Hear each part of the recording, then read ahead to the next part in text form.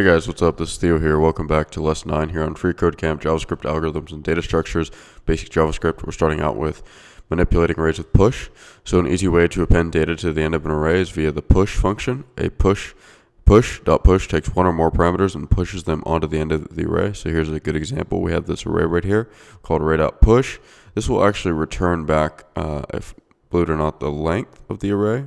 So just to sort of demonstrate this, I'm going to open up my inspector tab. I'll say var new array. It's going to be 1, right? And new array is that. And if we were to do new array dot push, we'll just say push 5. That's going to just return back the new length of the array.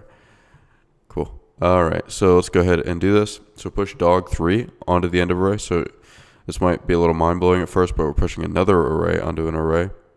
So what we can do is say myArray dot push. And we're going to push this new array right here, right? And this new array is basically just going to take dog and 3. We're going to go ahead and run this. Just something to note too. You might have wondered, why do we not need to reassign this, right? So this is because push actually mutates the array, which means that it changes the internals of the array. We can hopefully later on we'll study concat, but that's the reasoning for push. Manipulate arrays with pop. So the opposite of push, we're popping off the end of an array. Okay, and pop should, let's look at this one more time. I think pop will just return back the element that we've popped off. So if we have var myArray, 1, 2, 3, myArray dot pop should return 2, 1, undefined. Okay, cool. So, and then we'll just say myArray equals 5, 6, 7, and we'll do myArray.pop. So it'll just pop off the last index. Cool. So what we'll do is we'll say set this equal to be myArray.pop.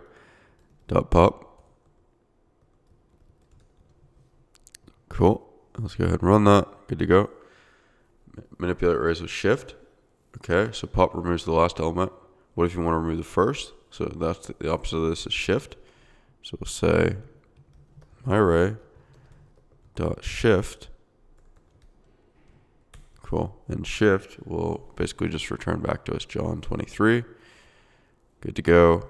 Number 4, unshift. So unshift works exactly like push, but instead of adding elements to the end of the array, unshift adds to the beginning of the array. Okay, so what we want to do now is say myArray dot unshift. This would be similar to using like a splice pretty much. And we just want to put in here Paul and 35. We'll go ahead and run this. Good to go. And finally, number 5, basic JavaScript shopping list. So create a shopping list variable. List in my variable, my list.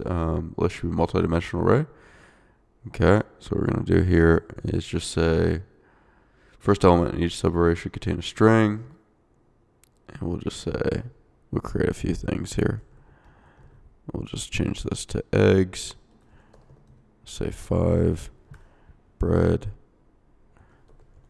And we'll change that to 3. Clean that up a little bit. And we need a few more items in here. So we'll just say steak.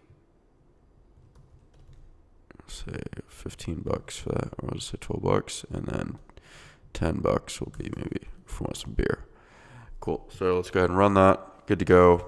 So that's it, guys, for lesson 8. I think it's lesson 8.